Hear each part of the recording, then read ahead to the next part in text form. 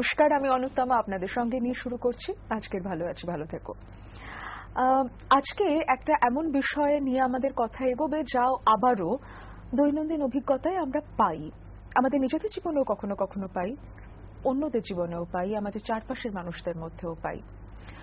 অনেক সময় তো এমন হয় যে যেখানে হয়তো আমাদের শরীরে কোথাও কোনো তারতম্য হচ্ছে, মেজাজটাও একটু বিগড়ে আছে, শরীরটাও একটু বিগড়ে আছে, আবার সেটা তার নিজের নিয়মে হয়তো ঠিকও হয়ে যায়। কিন্তু কিছু কিছু ক্ষণে কিছু কিছু মানুষের জীবনে আমরা দেখতে পাই শরীরের এই ওঠানামা বা তারতম্য তাই নিয়ে যেন একটা সাংঘাতিক উদ্বেগের জায়গা, সারাক্ষণের উদ্বেগের জায়গা। এবং এই তীব্র উদ্বেগ, সারাক্ষণের উদ্বেগ এমন কিছু ভয়ের দিকে তার মনকে নিয়ে যায় যেখানে মনে হচ্ছে হয়তোবা ফেটাল কিছু হয়ে যাবে, মৃত্যু ভয়ও আসতে পারে, হয়তো মনে হচ্ছে এমন কোনো রোগ শরীরের মধ্যে বাসা বেঁধে ফেলেছে যা কেউ নির্ণয় করতে পারছে না এবং তার নিরাময় সম্ভব নয়। এই যে অসুস্থতা বা রোগ, শারীরিক অসুস্থতা, শারীরিক রোগ, এই নিয়ে আমাদের অনেকের মধ্যে জন্মানো উদ্বেগের যে মানসিক জটিলতার দিক আছে, তার যে মনস্তাত্ত্বিক ব্যাখ্যা এবং তার যে ক্লিনিক্যাল ম্যানেজমেন্ট, এই দুটো দিকই কিন্তু আমাদের আলোচনার বিষয় আজকে। এবং বুঝতেই পারছেন যে এটা এতটাই একটা মানসিক সমস্যার দিক থেকে আলোচনা করবার বিষয়, একজন ক্লিনিক্যাল সাইকোলজিস্ট ছাড়া এই আলোচনা অসম্পূর্ণ থাকবে। এবং আমরা খুবই আজকে সেদিক থেকে লাকি যে আমরা পেয়ে গেছি ক্লিনিক্যাল সাইকোলজিস্ট সোনালী চট্টোপাধ্যায়কে আমাদের সঙ্গে আজকের অনুষ্ঠানে। সোনালীদি, ওয়েলকাম টু ভালো আছি ভালো থেকো। নমস্কার। সোনালীদির সাথে আমাদের আলোচনা এগোবে ছোট করে বলতে গেলে বা সহজ করে বলতে গেলে রোগ বাতিক, যেটাকে আমরা টেকনিক্যাল ভাষায় বলি হাইপোকন্ড্রিয়াসিস, বা রোগ নিয়ে আমাদের সারাক্ষণের ভয়, এই নিয়ে আমরা কথা বলবো। এবং যথারীতি আপনাদের ফোন ছাড়া তো আলোচনা এগোনো অসম্ভব, আপনারাও যে নাম্বারগুলোতে চলে আসবেন দ্রুত বলে দিই একবার, 40073267, 40073269। আমি আর সোনালীদি এগোচ্ছি আড্ডায়, আপনারাও সঙ্গে চলে আসুন প্লিজ। একদম গোড়ায় যদি তুমি একটু আমাদের সহজ করে বলো সোনালীদি, কারণ এইটা অনেকেই হয়তো আমরা জীবনে কখনো না কখনো ফেস করেছি, আবার কিছু কিছু মানুষের জীবনে এটা একেবারে একটা মানসিক রোগের জায়গাতে প্রায় চলে যাচ্ছে, এটাও আমরা দেখতে পাই। হ্যাঁ, একটা ধরো আমি একটু উদ্বেগ দিয়ে শুরু করি। সাধারণভাবে আমরা সবাই টেনশনে ভুগি, মানে টেনশনটা থাকতে হয়।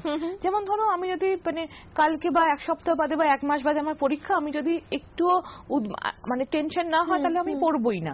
বা আমাদের জীবনের যে প্রিকশনস গুলো আমরা নিই, প্রিভেনশন, সতর্কতা, আমি রাস্তা দিয়ে পার হব, আমি এদিক ওদিক দেখবো কি আমার গাড়ি আসছে, কি সিগন্যাল কি আছে, এটা আমি দেখবো।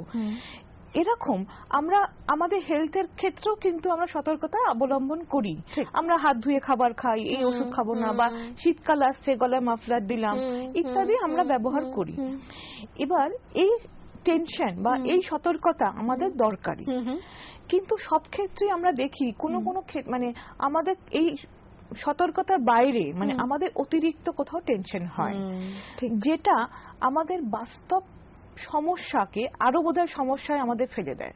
এই জায়গাটা একটা উদাহরণ দেবে সোনালীদি, কিভাবে এটার আমরা মাত্রা জ্ঞানটা হারিয়ে ফেলি? হ্যাঁ, মানে ধরো আমি পরীক্ষা দিয়ে বললাম, এবং অনেক সময় আমরা এত পরীক্ষার যে নেগেটিভ কনসিকুয়েন্স, অর্থাৎ ফেল করলে আমরা কি হবে, কি হতে পারে, ঠিক, হ্যাঁ, সেইটা আমি যখন বেশি পরিমাণে ভাবছি, তখন আমার গা হাত পা ঠান্ডা হয়ে আসছে, ঘাম দিচ্ছে, এবং আমি পরীক্ষায় গিয়ে গড়বড় করছি।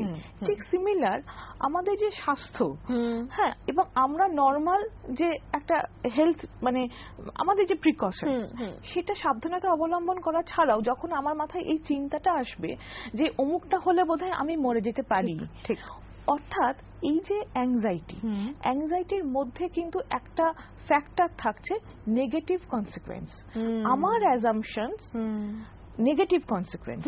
সে সব ক্ষেত্রে কোথাও যেটা সোনালীদি বলছেন একদম গোড়াতেই, যে অ্যাংজাইটির একটা আমাদের রক্ষা করবার দিকও থাকে, মানে একটা রক্ষা কবচের দিকও থাকে, আমাদের যে প্রোটেক্ট করতে শেখায় নিজেকে, কিন্তু কখনো কখনো সেটাই কিন্তু আবার একটা অন্য মাত্রায় চলে গেলে একটা নঙর্থক প্রতিক্রিয়ার দিকে নিয়ে যেতে পারে। যেমন এই যে নঙর্থক আমার অ্যাজাম্পশন, মানে আমার মানে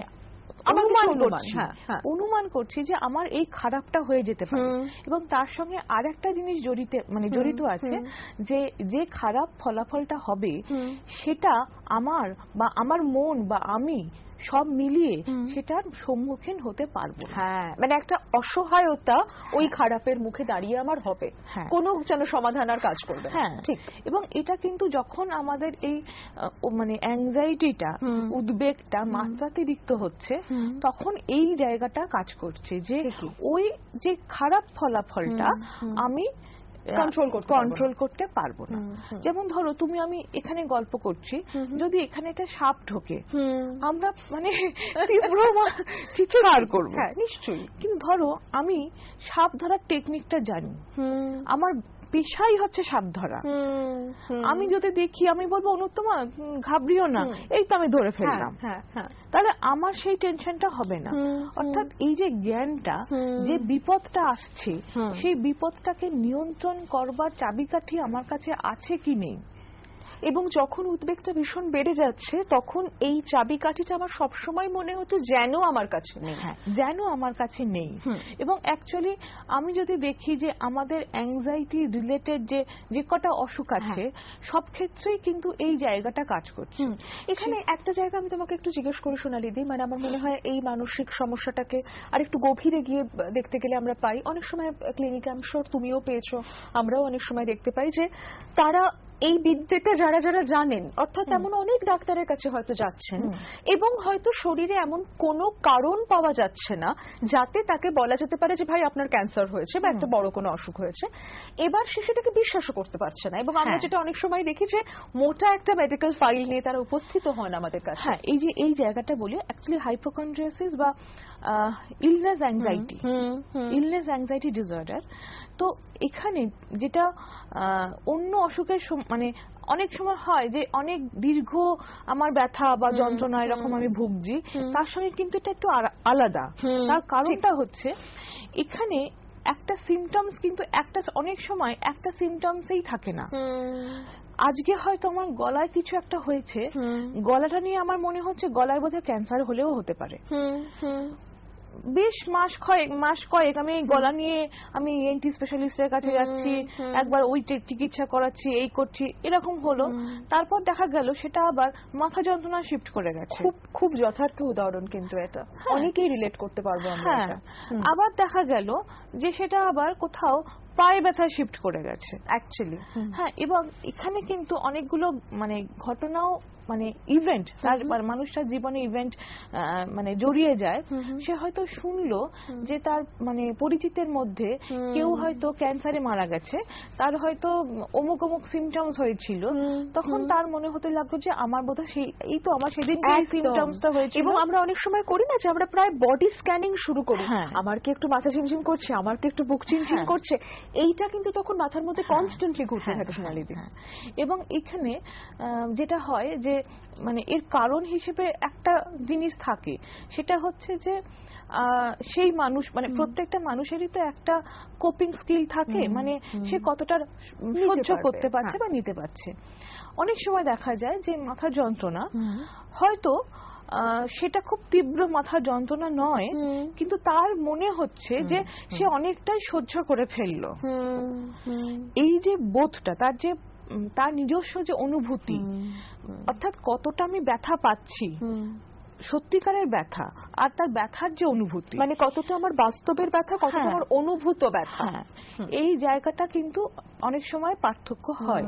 যাদের ক্ষেত্রে কম ব্যথায় বেশি সে ব্যথা অনুভূতি প্রাপ্ত হচ্ছে, তার কিন্তু এটা একটা টেন্ডেন্সি হয়। তাহলে আমার একটা বিরাট কোনো অসুখ হয়ে গেল না তো। ঠিক, মানে কোথাও তুমি বলছো যে ব্যথারও যে একটা সীমা আছে বা সহ্যের যে সীমা, এটা এক একজন মানুষের কাছে তার চৌকাঠটা এক এক জায়গায় রয়েছে। এরকম অনেক সময় দেখা যায় যে অনেক মানে কষ্ট সেই মানুষটা সহ্য করছে, ডাক্তাররাই বলেন যে হয়তো মানে ফিজিক্যাল চেক আপ করতে গিয়ে একজন ডাক্তার মানে পেশেন্ট হয়তো ভীষণ চিৎকার করলো, একজন পেশেন্ট কিন্তু কম চিৎকার করলেন না অতটা।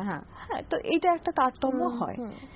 আরেকটা হচ্ছে মানে যেটাকে আমরা পেন থ্রেশহোল্ড বলি আর কি, এইটা এক একটা মানুষের ভ্যারি করে বলে তুমি বলছো যে একটা আলাদা করে ইলনেস অ্যাংজাইটি আসতে পারে। ইলনেস অ্যাংজাইটি আসতে পারে।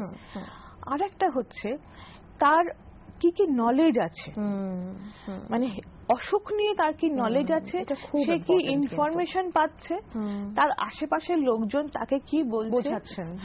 যেমন আমাদের মানে আমি এই সদ্য আমি একটা কনফারেন্সে ব্যাঙ্গালোর যাই, আমার ট্রেনে আমি যাওয়ার সময় ট্রেনে যাই, ট্রেনে আমার অনেক লোকজনের সঙ্গে আলাপ হলো, এরকম দুটি ছেলের সঙ্গে আমার আলাপ হলো, তারা ব্যাঙ্গালোর যাচ্ছে চিকিৎসা করাতে। আচ্ছা, মানে অ্যাকচুয়ালি আমার কম্পার্টমেন্টে সবাই চিকিৎসা করাতে, আমাদের দক্ষিণ ভারতের দিকে চিকিৎসার দিকে চলে যাওয়ার একটা বিরাট প্রবণতা ধরে রয়েছে। তো আমি ছেলে দুটি মুর্শিদাবাদের ছেলে, তারা ওই ইমিটেশনের গহনার ব্যবসা করে। আচ্ছা, এবার আমরা বলছি, আমি জিজ্ঞেস করলাম তারা ব্যাঙ্গালোর প্রথম যাচ্ছে, একজন আগে গেছে আর একজন প্রথম যাচ্ছে। তো এবার দুজনেই চিকিৎসার জন্য, হ্যাঁ দুজনেই চিকিৎসার জন্য যাচ্ছে, দুটি কম বয়সী ছেলে। তো যে ছেলে প্রথম যাচ্ছে তাকে আমি জিজ্ঞেস করলাম যে কি হয়েছে, তা বললো আমার কোমরে ব্যথা। তা আমি বললাম যে এখানে দেখিয়েছেন? বললো ওই আমাদের গ্রামে দেখিয়েছিলাম। যেমন কলকাতায়, হ্যাঁ আমি কলকাতার যে সরকারি হাসপাতালগুলো সেগুলোর নাম করে বললাম এই হাসপাতালে দেখিয়েছেন? বললেন না। আমি তোমাকে একটু থামাচ্ছি সোনালিদি, আমি উদাহরণটা নিশ্চয়ই এই গল্পটাতে আসবো আবার, কিন্তু একজন কলার বন্ধু এসে গেছেন, একটু ফোনটা নিয়ে নি, তারপরে আবার তোমার উদাহরণটার বাকি অংশটা আমরা শুনে নেব। কে আছেন সঙ্গে? হ্যালো হ্যালো, হ্যাঁ শুনছি, বলুন। হ্যাঁ, আমি ভাটপাড়া থেকে শান্তা ভট্টাচার্য বলছি। বলুন বলুন। আমার এই সম্বন্ধে বেশ এটা একটু মজা করে নিলেই ভালো হয়। আমি একটু শেয়ার করছি এই সম্বন্ধে। আমার নিজেরই শাশুড়ি ছিলেন, উনি কি একটু অনেকেই বলতো, আমি বলছি না এই কথাটা, কিন্তু অনেকে বলতো উনি একটু ইম্যাচিওর বা সাদা সিধে, এর মধ্যেই আর কি কিছু একটা হলেই উনি দেখতাম বলতেন আমার হাত উল্টে গেছে। এই হাত উল্টে যাওয়া ভীষণ ভাবে ওনার মুখে শুনেছি, কিন্তু উনি এখনো জীবিত আছেন, 87 প্রায় 87 আর কি কাছাকাছি। আমি হাত উল্টানো ব্যাপারটা কি জিনিস আজ পর্যন্ত আমি বুঝতে পারিনি।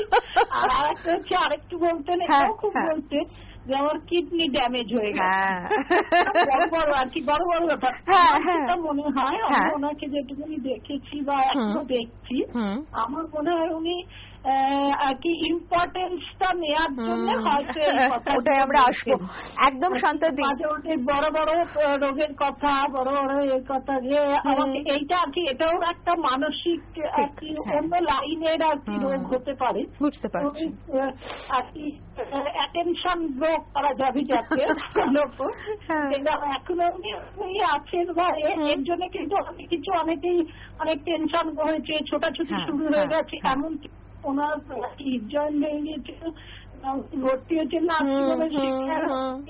আর কি ভোরবেলা সবাই বেলায়। অনেক ধন্যবাদ শান্তাদি আপনার ফোনের জন্য, কারণ এইটা অসম্ভব সুন্দর একটা উদাহরণ আপনি আমাদের সঙ্গে শেয়ার করলেন। অসংখ্য ধন্যবাদ, কারণ এক্ষুনি যেটা আপনি বললেন এক্স্যাক্টলি সেই সমস্যাটাই কিন্তু আমরা সোনালিদির আজকের আলোচনার বিষয়। তবে আপনার শাশুড়ি মার দীর্ঘ সুস্থ জীবনও কামনা করলাম আমরা। এই যে হার্ট উল্টে যাওয়া, কিডনি ড্যামেজ হয়ে যাওয়া বড় বড় ব্যাপার, এবং সোনালিদির নিঃসন্দেহে শান্তাদির ফোনের কনটেক্সটে যে প্রশ্নটা উঠে আসে, সবই কি শুধু মনোযোগ আকর্ষণের জন্য? না, হ্যাঁ আমি ভাবছিলাম যে এই জায়গাটা একটু আমাদের ছুতেই হবে। হ্যাঁ, অ্যাকচুয়ালি এখানে মনোযোগ আকর্ষণ অবশ্য আমাদের মনে হয়, আপাতভাবে এটা মনে হয়, ঠিক একদমই তাই, কিন্তু তিনি কনসিয়াসলি কিন্তু এটা ভেবে করছেন না আমাকে মনোযোগ নিতে হবে বলে এটা করছি।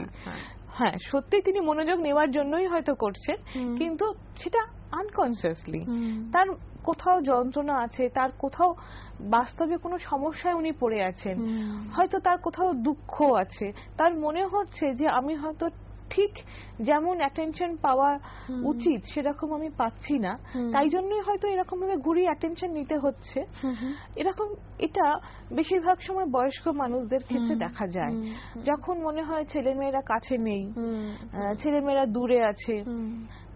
আমি দেখেছি রিসেন্টলি, মানে একজন বয়স্ক ভদ্রলোক, তারা ভদ্রমহিলা রিপিটেডলি অসুখ করছিল, এবং ভদ্রলোকেরও শরীর খারাপ, কিন্তু ভদ্রমহিলার খুব বাড়াবাড়ি, মানে বেশ কয়েকটা এপিসোড হয়ে গেল। তারপরে দেখা গেল ভদ্রলোক একদিন পড়ে গেলেন।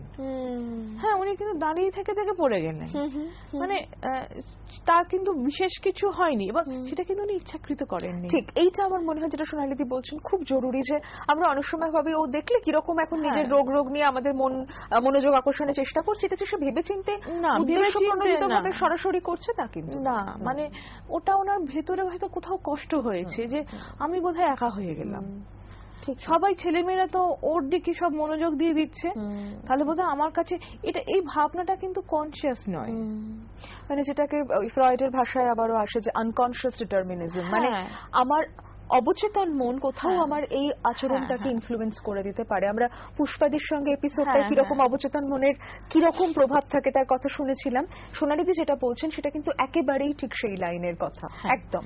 আমি যাই আমার সেই মানে ট্রেনের উদাহরণটা একটু কমপ্লিট করো। আমি যখন জিজ্ঞেস করলাম তা বললো না আমরা এখানে দেখাইনি। আচ্ছা, আমি দেখাননি কেন? মানে এই কোমরে ব্যথা, মানে যদি জানলাম যে না তারা খুব মানে বড় ডাক্তার, বড় সেন্টার হলোই, কলকাতাতেও তো না, সবাই বললো ওখানে বড় চিকিৎসা হয়, আর আমি ভাবলাম আমার কি যেন কি হয়ে গেছে। এক্স্যাক্টলি, ওখানে গেলে আমি ভালো হব। এবং এই যে তুমি বলছিলে যে আমাদের চারপাশ থেকে আমরা রোগটি সম্পর্কে কি শুনছি, দেখো কিভাবে সে প্রভাবিত হয়েছে। আর একটা আমি হাইপোকন্ড্রিয়াসিসের উদাহরণ দিই।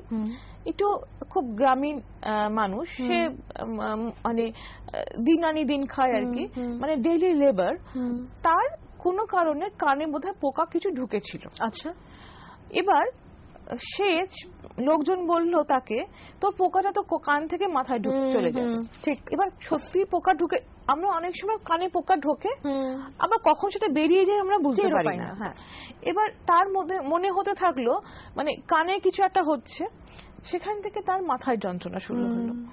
এবার সেই মাথার যন্ত্রণা নিয়ে সে কিন্তু কাজ বন্ধ করে দিল। এবার সে ইএনটি স্পেশালিস্টের কাছে গেল, সরকারি হাসপাতালে ইএনটি স্পেশালিস্ট সমস্ত তার পরীক্ষা করেছে, কান দেখেছে, সবকিছু করে তাকে বলেছে না বাবা তোমার আর কিছু নেই, তুমি চলে যাও। এবার বলছি না আমার মাথায় যন্ত্রণা করছে। এরম ভাবে সে ঘুরতে ঘুরতে মানে সরকারি নিয়মেই সে মানসিক বিভাগে তার মানে রেফার করা হলো। এবার দেখো, মানে আমি যখন ছেলেটির সঙ্গে কথা বলছিলাম দেখলাম সে ভীষণ ডিপ্রেসড, অসুস্থতাটা নিয়ে, শুধু অসুস্থতা নিয়ে নয়, এখানে কেমন সেকেন্ডারি আরো ডিপ্রেশন তৈরি হয়। ওই যে মাথা যন্ত্রণা, তার সঙ্গে কিন্তু সে কাজ করতে পারছে না, কাজ করছে না বলে তার আয় কমে গেছে, সেটা তার কাছে একটা চাপ। সেই চাপটা সে সামাল দিতে পারছে না, তার ফলে তার মনটা আরো খারাপ হচ্ছে, সাইকেল পুরোটা তৈরি হচ্ছে। এবং তারপরে কিন্তু আবার তার মাথা যন্ত্রণা করছে। অ্যাকচুয়ালি মাথা যন্ত্রণাটা কিছু ভীষণভাবে বা যে কোনো পেইন সিমটমস ডিপ্রেশনের সঙ্গে জড়িত থাকে।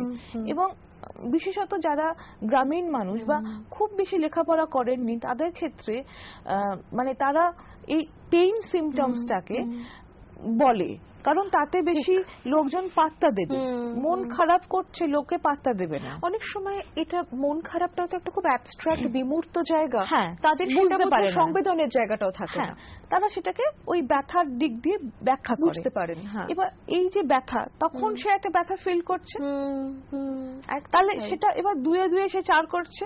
খুব জরুরি একটা জায়গা যে কিভাবে আমার অসুস্থতা সম্পর্কিত অনুমান, তার থেকে আমার কাজ করতে না পারা, তার থেকে আরো অ্যাংজাইটি, আরো ডিপ্রেশন, এবং আবার আমার একটা উপসর্গ তৈরি হওয়া, এই যে চক্রটা। তো ফলে তার ওই জায়গাটা তো আমি মানে যাই হোক, তখন আস্তে আস্তে তাকে সুস্থতার দিকে নিয়ে গেলাম। নিয়ে যাওয়ার রাস্তাটা হলো, তো সে তো অনেক ডিপার্টমেন্ট ঘুরেছে, অনেক ওষুধ দিয়েছে। এখানে আরেকটা জায়গা আমার মনে হয় সোনালীদি, যেটা হাইপোকন্ড্রিয়াসিস বা এই ধরনের রোগ নিয়ে যাদের অ্যাংজাইটি চলে, যেটা শান্তাদির ফোনের মধ্যেও ছিল, তাকে কিন্তু আশ্বস্ত করাও খুব কঠিন হয়। মানে তাদের বিশ্বাসের জায়গাটাও খুব নড়বড়ে, যে ডাক্তারবাবু বললেন সব ঠিক আছে বটে, তাহলে বোধহয় উনি ধরতে পারলেন না। এইটা কিন্তু আমরা বহুবার তাদের কাছ থেকে শুনতে পাই। শুনতে চায় না, আমার সব ঠিক আছে ওরা শুনতে চায় না। একদম, কোথাও আমার যে অনুমানটা তৈরি হয়েছে, যেন সেই অনুমানটা সত্য প্রমাণিত হলে আমি ভয় পাবো, কিন্তু মিথ্যা প্রমাণিত হচ্ছেটাও আমি বিশ্বাস করতে পারি না। এমন একটা দ্বন্দ্ব, কি সাংঘাতিক অবস্থায় এসে আমরা পৌঁছেছি এই আলোচনার এই মুহূর্তে, বুঝতেই পারছেন। এবং যেটা আমি ওনাকে বললাম, তার আগে যেটা বলি যে হাইপোকন্ড্রিয়াসিসের সঙ্গে দুটো জিনিসই থাকে।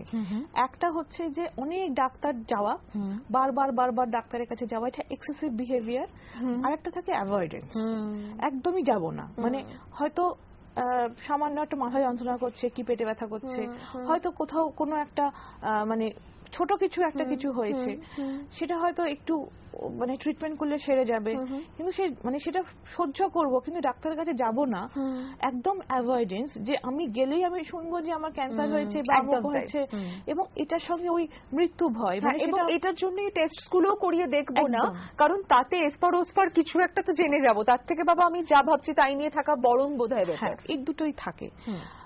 আমরা এবার মানে সব তো শুনলাম, একটু ম্যানেজমেন্টের, ঠিক প্রথম এনার কথা দিয়ে আমি ওনার ম্যানেজমেন্টটা দিয়েই যদি আমরা একটু শুরু করি। ওনাকে আমি বললাম যে আগে সমস্যাগুলো থেকে মুক্ত হয়েছে।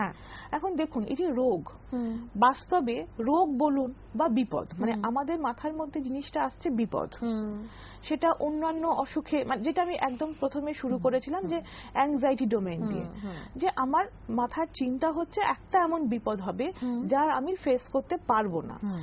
এবার বিপদ যে কোনো মানুষের কাছেই আসতে পারে, প্রবাবিলিটি সবারই আছে। ঠিক আজকে যদি আমি ক্যান্সার মনে করি, ক্যান্সার আজকে আমার হবে না বা ওনার হবে এরকম আমরা বলতে পারি না।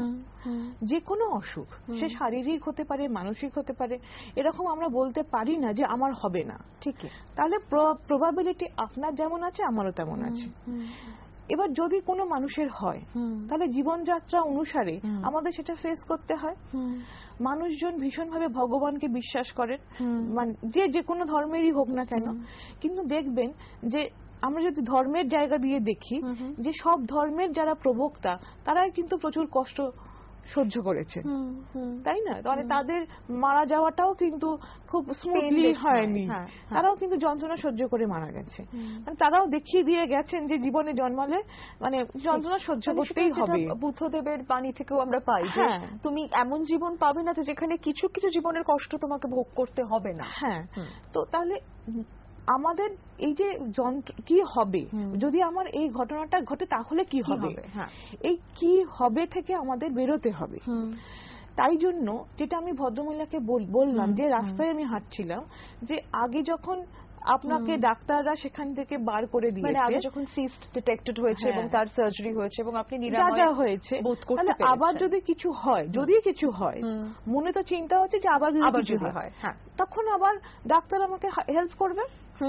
এইটা সেই মুহূর্তে বলা, যদি হয় এমনটা না বলা যে না এটা হয়নি, কখনো সেই জায়গায় না যাওয়া যে আমার এটা একদমই হয়নি, মানে আমার পেটে ব্যথা করছে বা আমার কোথাও আবার আমার কোনো সিস্ট হলো না তো, বা আমার কোথাও টিউমার হলো না তো, এই রিঅ্যাসুরেন্স না করা যেটা হয়নি, ঠিক, বরং রিঅ্যাসিওর করে যে হলে তার একটা সমাধানের পথও থাকে। হ্যাঁ, বাড়ির লোকেরও তাই, বাড়ির লোকেরাও যেমন আমি আগে বলছিলাম এটা বলে দেওয়া যে না তোর হয়নি, ঠিক আছে, যদি কিছু হয়নি, যেটা ভীষণ বলা হয়, ঠিক আছে, যদি হয় ডাক্তার আছে। এবার যদি প্রশ্ন আসে যদি এমন হয় যা সারাদিনই, ঠিক, সেটাই ইনফ্যাক্ট তখন আমাদের কিন্তু এই ধরনের ক্ষেত্রে আমরা বলে থাকি। এবার আমরা কি কেউ মরবো না? সবাই তো অমরত্ব নিয়ে জন্মায়নি। হ্যাঁ, তাহলে কি করা যাবে, সেটাকে গ্রহণ করতে হবে। কি, এটা হলো একটা দিক। এবং শুরুতে যেটা বলছিলাম যে আমাদের মনটাকে এই জায়গাতে নিয়ে যাওয়া, যে জীবনে আমাকে যন্ত্রণা সহ্য করতে হবে, আমাকে সেইটা মেনে নিতে হবে। যখন অনেক সোমাটাইজেশন নিয়ে আমাদের কাছে পেশেন্ট আসে, দীর্ঘদিনের সোমাটাইজেশন, সেখানেও কিন্তু আমরা এইভাবেই থেরাপিটা শুরু করি। এবং তুমি জানো যে আমাদের একটা এরকম অ্যাকসেপ্টেন্স, একটা মানে থেরাপি এরকম তৈরি হয়েছে, যে অ্যাকসেপ্টেন্স অ্যান্ড কমিটমেন্ট থেরাপি, যে আমাকে ওই যন্ত্রণার জায়গাটাকে অ্যাকসেপ্ট করতে হবে, আমার যন্ত্রণা নিয়েই আমি লড়াই করছি। তো সেই জায়গাটাতে আমাদের যাওয়াটা হচ্ছে এক্ষেত্রে সব বাঞ্ছনীয়। এবার আসছি আমি টিপস, ওই যেটা একটা টিপস এর কথা আমি বলছিলাম যে আটকে গেলাম। মানুষ একটা মানে বিপদে পড়লে বা সমস্যায় পড়লে কেন এই প্রশ্নটা করে, যেমন ও কেন এই কাজটা করলো, আমার কেন এটা হলো, আমার ওটা কেন হলো, ও কেন এই কথাটা বললো। আমি এই কেনর আর একটা কেনতে যেতে বলি, মানে আমি যদি এরকম ভাবে বলি কেনই বা হবে না, হ্যাঁ আমার না, এবার অন্য কেন, আচ্ছা ও কেন এই কথাটা বললো, ও কেন ওই কথাটা, ও কেন এই কথাটা বললো এরকম নয়, ও কেন এই কথাটা বললো। অর্থাৎ যে ঘ্যানর করছে তাকে যদি আমি বলি ও কেন এই কথাটা বলছে, না আচ্ছা ও কেন এই কথাটা বলছে, অর্থাৎ তার পেছনে কি কারণ আছে। বা আমার কেন এটা হলো, আচ্ছা আমার কেন এটা হলো, অর্থাৎ একটা যদি আমি আরেকটা স্টেপ এগোই, প্রথম কেনতে কিন্তু আমি আটকে যাচ্ছি আমার ইমোশনে। অর্থাৎ ঠিকই ওই জায়গাটা হচ্ছে যে আমি এক্সপেক্ট করিনি যে এই সিচুয়েশনটা হবে, তাই ওইখানে আমার একটা নেগেটিভ ইমোশন তৈরি হচ্ছে, যেটা আমাকে আগে চিন্তা করতে বাধা দিচ্ছে।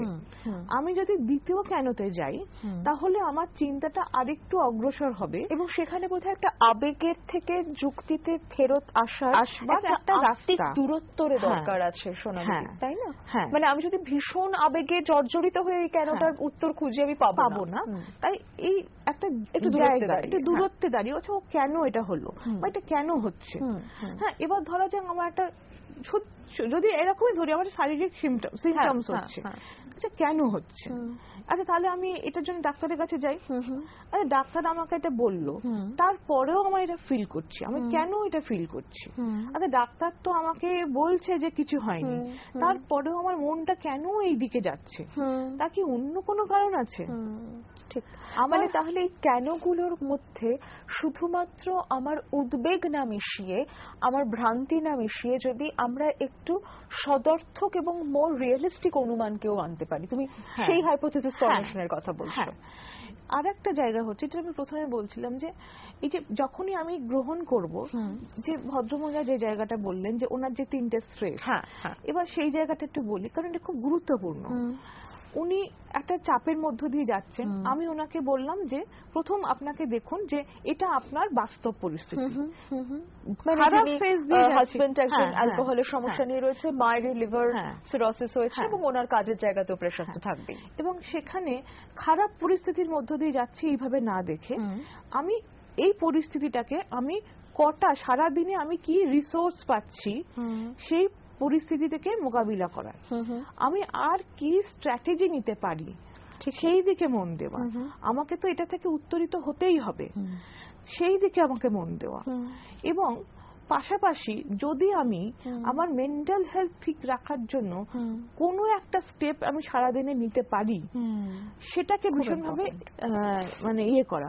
হয়তো আমি রাস্তা দিয়ে যাচ্ছি বা বাসে যাচ্ছি, আমার পাশে একটা বাচ্চা মেয়ে বসে আছে, আমি তাকে একটু আদর করলাম, আমার বাচ্চাটাকে দেখে ভাল লাগলো।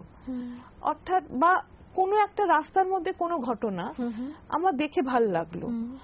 কি হয় যখন আমরা মানে এরকম একটা ব্ল্যাঙ্ক সময় বাসের মধ্যে যাচ্ছি, মাথার মধ্যে ওই চিন্তাটাই এবং খারাপ চিন্তাগুলো আসছে, হ্যাঁ এরপর ওটা হবে, ওখানে গিয়ে যদি ওখানে না পাই কি হবে, মানে প্রত্যেক কথায় চিন্তাগুলো হচ্ছে যদি এটা না হয় তো কি হবে।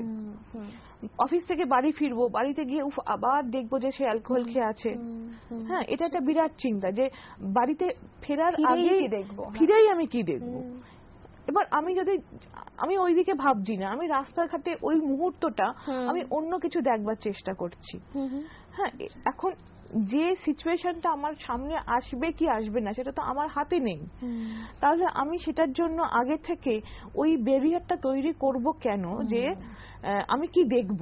ঠিক, এবার তিনি অ্যালকোহল খেতেও পারেন নাও খেতে পারেন, এবার যদি দেখা যায় যে সেদিনকে উনি অ্যালকোহল খাননি, ওনাকে আমি একটুখানি থ্যাংক ইউ বলি যে দেখো আমার এরকম চাপ যাচ্ছে, আমার এরকম খুব ভয় হয়েছিল যে তুমি অ্যালকোহল খেয়ে ফেলবে, তুমি তো অ্যালকোহল খাওনি, এটা আমার খুব ভালো লেগেছে। এই যে পজিটিভ স্ট্রোকটা সেটাও কিন্তু আমার পরিবেশের মধ্যে একটা পরিবর্তন আনতে পারে। হ্যাঁ, তুমি যে অ্যালকোহল আজকে খাওনি এটা আমার খুব ভালো লেগেছে। ঠিক, হ্যাঁ, তো এই জায়গাগুলো বা যে পরিবারের যে লোক আমাকে এইরকম বিপদে সাহায্য করছে তাকে একটু মানে ধন্যবাদ দেওয়া, তাকে বলা, হ্যাঁ এই জায়গাগুলো অ্যাকনলেজ করা এবং নিজেকেও অ্যাকনলেজ করা যে আমিও এর মধ্যে দিয়ে এবং সেখানে হয়তো মানে আমি এরকম বলি যে নিজের পারফরমেন্সকে ভালো বলা।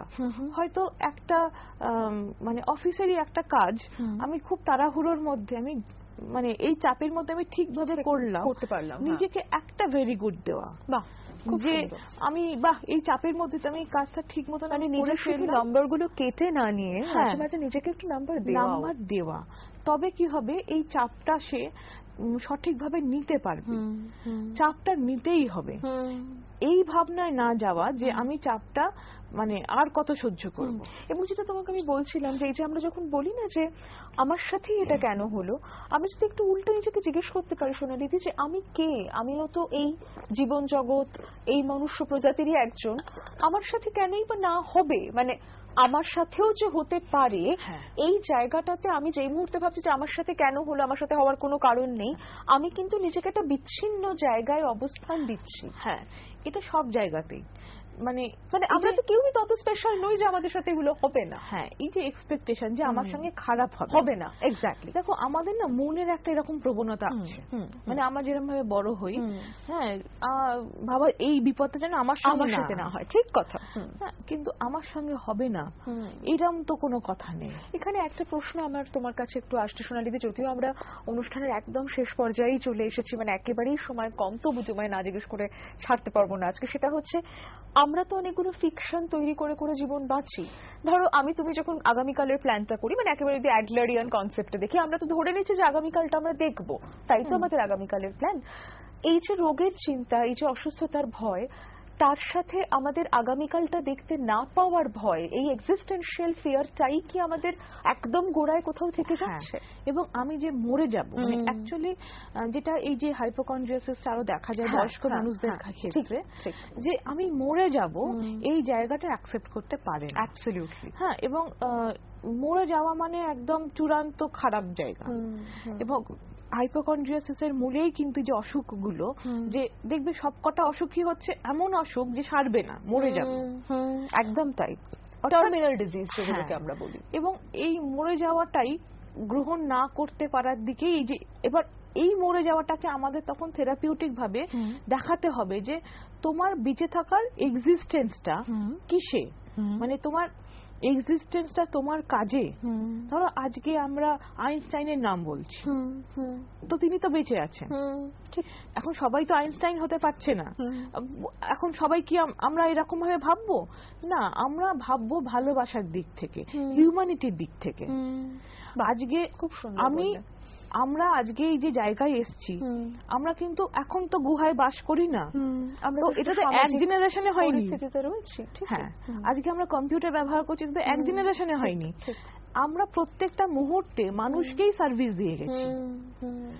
এটা এমন নয় যে শুধু ডাক্তারি বা টিচার এরাই মানুষকে সার্ভিস দিচ্ছে, প্রতি মুহূর্তে সব মানুষই সার্ভিস দিচ্ছে। মানে আমার খুব ছোট একটা কন্ট্রিবিউশনও যদি থাকে আমার পরিবেশের প্রতি, এটাই আমার এক্সিস্টেন্স। এবং আমার মনে হয় এটা একটা খুব জরুরি জায়গায় তুমি আনছো সোনালিদি, কারণ এটাকেও কিন্তু কোথাও আমাদের যে আলট্রুইস্টিক বিহেভিয়ার বা সমাজের প্রতি আমাদের যে সদর্থক বিহেভিয়ার, এটা কিন্তু তারও একটা মোটিভেশন হিসেবে কাজ করতে পারে।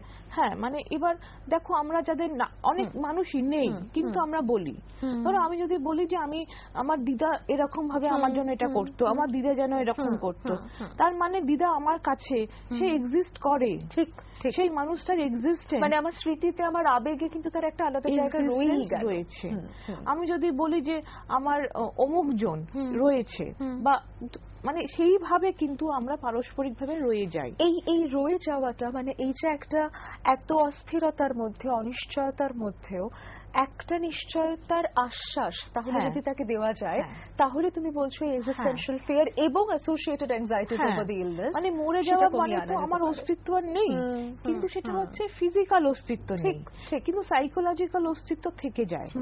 তার সন্তান সন্ততি, পরিবার, হ্যাঁ, বা তার আশেপাশের লোকজন, সে জীবদ্দশায় যাকে সার্ভিস দিয়ে গেছে সব সময় কিন্তু, এবং আমরা কিন্তু পরস্পরের সার্ভিসের উপরই বেঁচে আছি। নিশ্চয়ই আমরা সব জায়গাতেই আমরা একজন আরেকজনের নির্ভরতা, হ্যাঁ, সেটা সব দিক থেকে।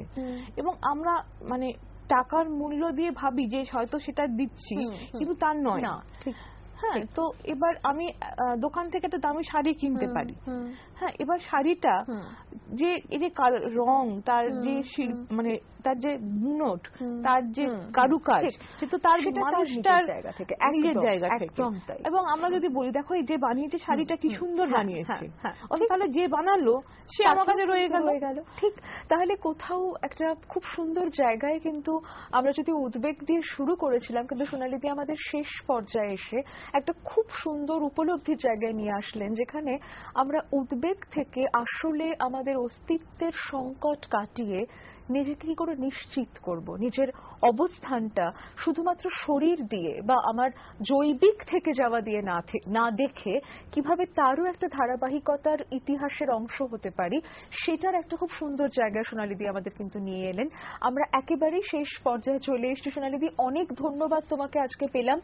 বেশ কিছু দিক নিয়ে আজকে কথা বলা গেল, কিন্তু অনেক না বলা কথাও রয়ে গেল। সুতরাং হতে পারে এক্সিস্টেনশিয়াল অ্যাংজাইটি, অর্থাৎ অস্তিত্ব নিয়ে আমাদের যে সংকট এবং ভয়, তাই নিয়ে হয়তো কোনো একদিন আবারও আমরা ফিরবো। আজকে যারা যারা আমাদের সঙ্গে রইলেন, আপনাদের অভিজ্ঞতা শেয়ারের জন্য, ফোনের জন্য আরো একবার ধন্যবাদ। খুব ভালো থাকুন, আজকের দিনটাকে উদযাপন করুন। আগামীকালের কথা নাই বা এই মুহূর্তে ভেবে মনটাকে অতটা ভারাক্রান্ত করলাম। খুব ভালো থাকবেন বন্ধুরা।